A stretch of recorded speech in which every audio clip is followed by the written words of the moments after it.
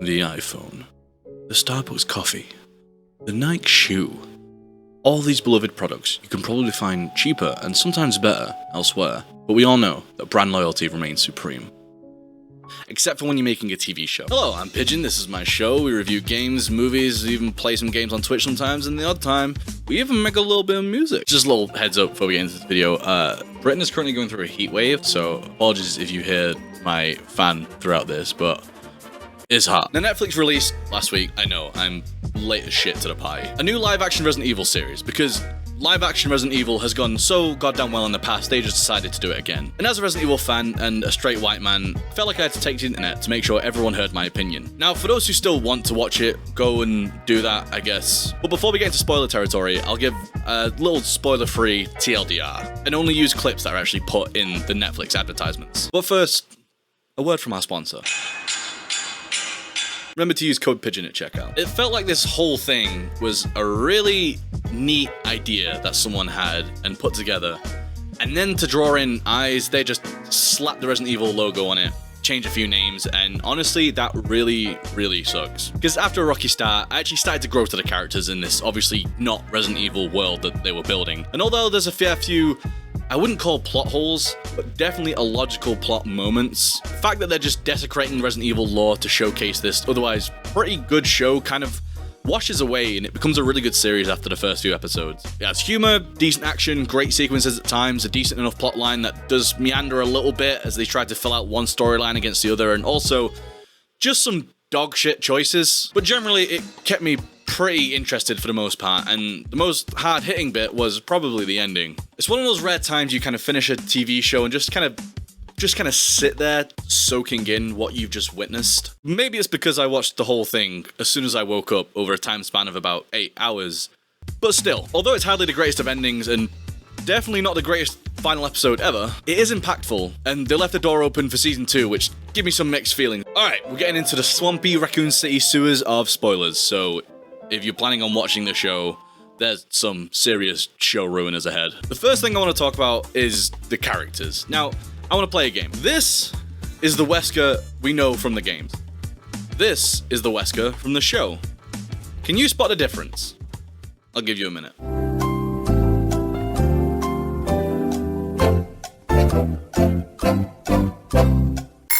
That's right. It's the ears. Now, having a character that's built around an iconic look and then casting someone who frankly doesn't look like him is an odd choice. And I think I have a reason or two for it, which I will get into in a second. But first, I want to say it usually doesn't bother me when characters don't really look like their OG characters. Like, take Leon in the new Resident Evil movie, for example. He's portrayed by Avan Jogia, I hope I'm pronouncing that right, who isn't Caucasian like Game Leon is. He's actually Indian descent, but in my opinion does a pretty good job at portraying this awkward rookie cop that needed guidance like RE2 Leon was. Unfortunately, his character never develops out of that, but neither does anyone else in that fucking film, so I guess it's not his fault. I honestly thought that there was this big twist coming up that, yes, this isn't the real Wesker, and they allude early on to there being multiple Weskers in the shot with Lisa Trevor, where they only show his trench coat and his voice, and I thought maybe they have someone lined up to be the Wesker that we all know and recognize later on, and that this guy just assumed his identity for whatever reason. It's pretty easy to make up at this point. They don't really care about the lore. But no, he's still playing OG Wesker. Now, don't let any of this take away from our man Lance Red Dick. You might want to put some cream on that. He did an amazing job of portraying his character, but he never once felt like Wesker from the games. It was about as disconnected as the rest of the show is, and yes, there is a reason for that, but to get into it, I'm gonna have to rip off the 3-day-old gunk-filled spoiler band-aid and just tell you that this isn't the real Wesker. He's a clone. One of 3, in fact, and you only ever actually see the real Wesker maybe twice, so that just kind of covers that up, really. Except it doesn't. There's Albert, Albie, and Bert, who are the 3 clones of Albert Wesker, and this is where I think Lance Reddick really shines in his work with the characters he's given. Obviously, it's pretty hard to sell him as Wesker when he looks more like Aldebaran Blade, but although we don't see much from Albie before he gets fucking murked by the OG, Lance's portrayal of Albert and Bert, 2 characters from pretty polar opposites of the personality spectrum, was so goddamn good that I'd suspended my disbelief enough to see them as 2 different people while watching. Where Albert is the smart, reserved, corporate genius type, Bert's the kooky psycho with very little people skills and a hair trigger temper. They pulled it off so well that even when they're wearing the same outfit, you can tell which one is which just by looking at them. And I think this is one of the reasons I mentioned earlier as to why they chose someone who doesn't look like Wesker from the game. Because there's not many actors who can actually pull off playing two different characters that flawlessly. So what I hope happened is that Lance Reddick absolutely just killed the audition, absolutely smashed the screen tests, and they just decided, no, this is the guy we have to take forward for this character. And in the end, acting wins, which I think is great. Or, I'm gonna put my pessimist hat on. It's not really, it's just a normal hat. I can't play two characters. It could also be them doing this to attract negative attention from the goblins on the internet for publicity under the guise of diversity and representation, which I hope it's not, because they know exactly what happens on the internet when you change established characters, and it gives them a lot of publicity. But I'm hoping in the end it's the acting that swayed them. My issue with Albert's character is that while he's obviously meant to be a quiet and reserved person, they keep trying to crowbar OG Wesker's personality in there a few times to throw you off. And before the big reveal, it comes off as inconsistent writing.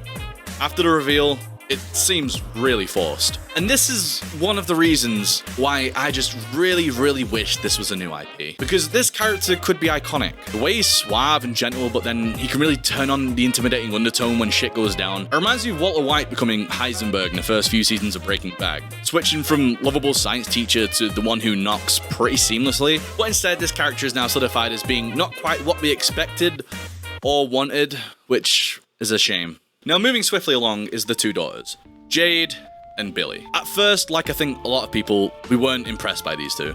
Just watching two 14-year-old girls go through high school drama in a Resident Evil property really hit all the wrong nerves. But the further you go into this story, the more you do connect with the two girls, played by 4 different actresses due to all the timeline hopping in this story. In fairness, this was better than their original plan to just wait for the girls to grow up 17 years. There is a lot of awkwardness and just odd lines that I wouldn't really say to my sister. You've got a great ass. But the chemistry between the young versions of Billie, played by Sienna Akidong, and Jade, played by Tamara Smart, does feel very natural and sibling-like, pretty much the whole way through, and the way their characters develop both with and against each other add a nice little bit of spice to the story. Older Jade and Billie don't really have that connection though, which I guess makes sense considering they took 10 years apart, but it's just, there's no spark there. Despite this, older Jade, played by Ella Balinska, was really well acted for the most part, and save for a few stupid script moments that are really out of her control, she was a decent enough apocalypse survival character. Older Billie was fine too, but she felt just really shoved in towards the end, being revealed as the real villain, just bypassing the person we've grown to hate this whole time, making her completely irrelevant just for a little bit more heightened drama for Jade. All in all, I grew to really like the younger version of Billie and Jade, a lot more than the older counterparts. The sibling love and sibling rivalry was pretty well executed for the most part, and I enjoyed watching these two good young actors just act. And if there's a season 2, I'll look forward to seeing where their stories go. Those are the 3 main protagonists of the story, but there is other good side characters like Baxter, who were thrown into the mix to keep the show interesting, and Evelyn, who played the absolute manipulative bitch really well through the whole thing and had a pretty unique fashion sense. Disconnected ponytail.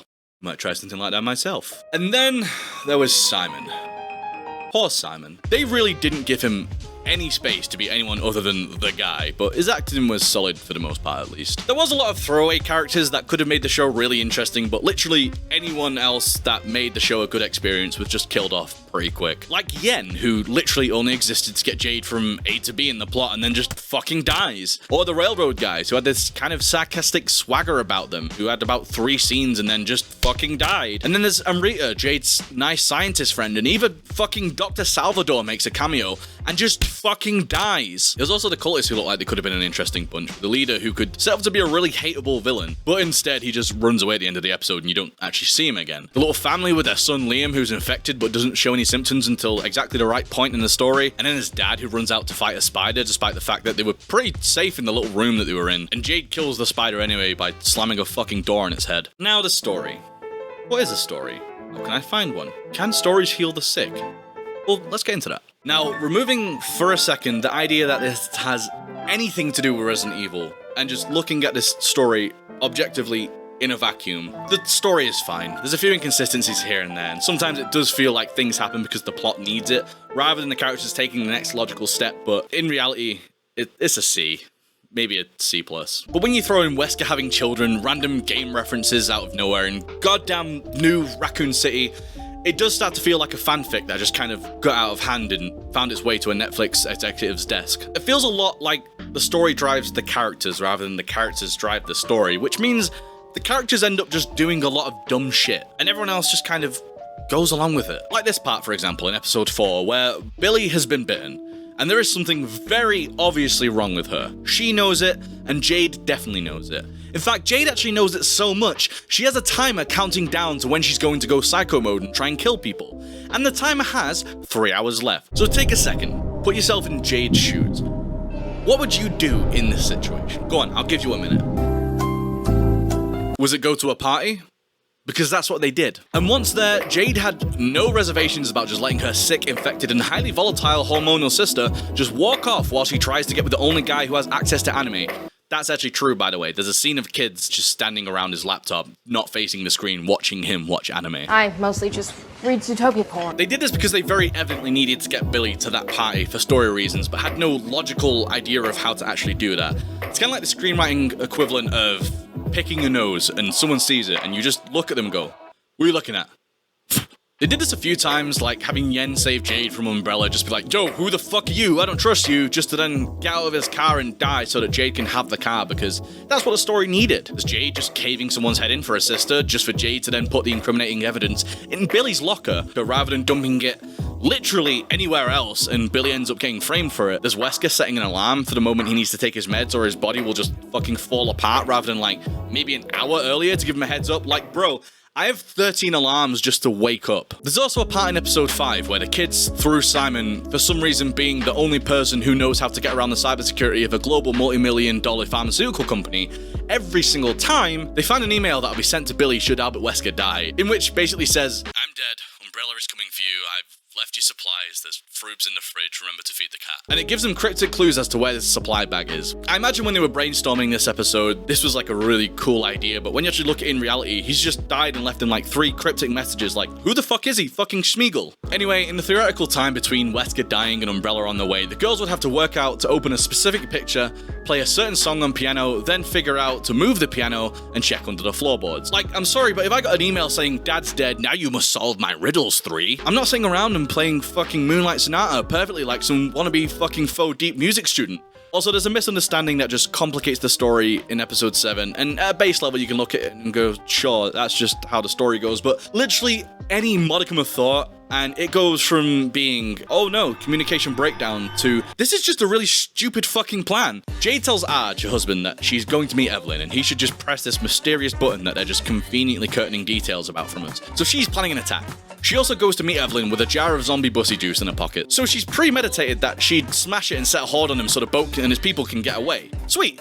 Good plan. So why the fuck does she tell her daughter to leave the ship and run? Best case scenario, you have a 10-year-old on a zombie-infested island stranded with no food, no survival skills, and a Glock. She'd genuinely be better with Umbrella. This only made worse by the fact Jade sets all this purposefully in motion, only to end up back on the ship and realize, oh fuck, I just told my kid to fuck off into the sunset away from safety. So this dumbass story arc is what leads us to having a final episode that, for half an hour in the middle, is so fucking unbelievably dragged. There's also things that just don't really make sense. It's been pretty well established in the future timeline that the old world is gone. This is basically Fallout, which it is basically Fallout. But that means people are living in shanty towns, hunting and scavenging for survival the world over. So in episode 7, Sakim, the leader of the university, which is Jade's little faction, he threatens Evelyn with leaking Umbrella secrets, as if their stock prices are going to fucking plummet. They live in an apocalyptic world that Umbrella has by the balls. Like, maybe 14 years ago, people would have liked to have seen this and it would have been relevant information, but right now, this threat's past its sell-by date, pal. Speaking of things not making sense, there's also some continuity errors between the past and the future. Like, there's some things that they say that don't line up with the events that we see. Like in episode 6, Jade has finally come face to face with Billie, and one of the first things that she asks her is, how's Dad? And she replies, died asking for you. Now, for those who know how this series ends, Jade saw Albert die in the Umbrella lab when he blew himself up so that they could get away. Now, they did get away with Bert, so maybe he became like a dad to them, and maybe that just solves the theory. But no, because in literally the next line, she references him as Albert and not Bert. So they can't even keep their story straight within the same season. Did nobody quality check this? Also, while we're on that scene, Billie really should have died after the scene, like she said she was going to. Being the last time Billie and Jade will ever see each other, and that last act of sisterly love that helps her escape from the unruly Evelyn before she dies anyway, it would have topped it off. Instead, this whole sequence is utterly ruined by the next time we actually see Billie. Now, we're about to get into the scene that really drove home how little they actually gave a fuck about the existing audience going into this, and where this show really became what I like to call Netflixed. And that's a scene you've probably already seen online where the big bad bitch of the whole series, who's been an absolute stick in everyone's ass since day one, just stands up and does this. Beautiful 180, crazy, thinking about the way I was. The heartbreak changed me, baby. Why am I watching this? This happens in episode 7, and it turns out she's being controlled by an iPad. Yes, you just heard me right, an iPad. With a whole episode left and 6.5 prior episodes worth of time spent building up to her as this evil corporate overlord, turns out Billie has just turned her into an actual dancing monkey to do whatever she wants. So now you know her fate and that there's no actual payoff to her tyranny, so everything you see in episode 8 is just meaningless. We see how it pans out, her story is done. I don't care about Evelyn anymore, because she's not the villain that Jade has to overcome. At the end, she's just a caricature. There's also just a bunch of, stupid, illogical decisions that just make my head hurt. So Jade and her friend Amrita are supposed to be scientists and start theorizing how they can synthesize a solution that makes you invisible to zombies. They just need to mix it with spit. Now where can you get that? Where on earth would you look if you just wanted some spit? Oh, you make it in the lab, obviously. So after 56 different failed solutions, Jade has the genius fucking idea to just hock a loogie into the petri dish, and what do you know, ding ding ding, well done Oppenheimer, you've discovered saliva. There's a bunch of smaller plot points too that are just dumb. Like the girls willing to risk their dad's job and livelihood breaking into a pharmaceutical laboratory just to save some rabbits and expose their dad's employer. Then there's the dog chase that ensues, and since they get away in the elevator, does this imply that the dog took the lift too? Or I guess maybe he just took the stairs, he's getting his summer body back. Also, put yourself in Jade's shoes here. She's about to discover a huge conspiracy against Big Pharma, and there's a reporter who wants to talk to her and share some information. How would you go about this? If your answer is call him in an acoustically amplified part of the school, talking at full volume while his voice is playing out the speakers, you'd be right. Hold on, I've just thought of something. So they thought Old Raccoon City was blown up by a gas leak. What level of gas leak can level a fucking city like a nuclear bomb? And then Umbrella's just hey, remember that city we infested with zombies and bioweapons and then had to nuke to keep quiet all liability from us? Maybe we should distance ourselves from that particular thing. And we should call our city New Raccoon City. Other than all this, the story is at least interesting and has a few cool moments like Baxter getting his badass action sequence, which, like most in the show, are actually really well put together. All the choreography and all the stunts and stuff were actually really cool. Unfortunately, the music they played over that particular scene did not match the feel of a Resident Evil property, but hey, that's a Netflix show. There's also some pretty cool moments that stood out, like after finding out that a woman is keeping her zombie husband locked up and after ticking the square off zombie trope bingo, he rips off his own hand to escape from the cuffs, which is very cool. Now we get into the tricky minefield of lore. The lore is also played with as if there isn't 26 years of prior existing material to fall back on, but reading's hard, so the T-virus, at least to my knowledge and explained in the Resident Evil fandom and also in the first movie, which isn't exactly the great source, but as the Red Queen puts it, the virus kills its host and restarts the brain. This is apparently not what happens in this new show, and instead, the virus takes over your cells and just turns you psychotic, furthering the idea that this wasn't meant to be a Resident Evil show, and instead was just meant to be a different show. There's also a bunch of references, from the games and stuff that are really hit and miss, like the dog whistle being a nice throwback to RE1, but also Baxter referencing being the master of unlocking. It's just so forced and unnatural. God, I hope I don't get a Baxter sandwich. But there's also a bunch of real-world references that, to me, take me out of this Resident Evil world that I'm only just clinging onto as it is. Things like Google, Zuckerberg, COVID, even SpongeBob and Zootopia porn get thrown in there. SpongeBob. I freaking love SpongeBob. I mean, his best friend's a starfish. Are you fucking serious? It just enforces, once again, that this is a show set in the real world, with just a Resident Evil coat of paint badly splashed over it. But now, the part you've all waited over a year for, does it slap? Yeah, but with a dick. So it feels disrespectful? Overall, this show would have been the great start to a new franchise like Stranger Things, where they just had this completely free, open world to explore where really anything can happen and there's no hard and fast rules, but having to level it down to being a Resident Evil property unfortunately put the clamp on pretty much any creative aspect of this. And unfortunately, this show will instead be remembered as the shriveled shell of another poor Resident Evil live-action attempt. And it's such a shame, because actors like Blanche Reddick and Sienna Agudong really just acted their asses off for this whole season. And after everything, he's just a budget Wesley Snipes and she's just an annoying hormonal teenager now. With all this, it gets a 6. Wipe away the horrible smog of Resident Evil and it probably gets bumped up to a 7. It's a good kickstart to a new franchise that actually would have been intriguing to see where it went, but unfortunately now it feels pretty dead in the water. It could have been a great new show that comes out every year for people to get lost in, but now it's just another show that's tarnished something that people love. And speaking of tarnishing things people love, be sure to tell me what you think of this video down in the comments. Do you love it? Did it make you throw up on your keyboard? Let me know. I want to know. Make sure you like and subscribe. Until the next time, you have a damn good day. Oh, and follow me on Twitch.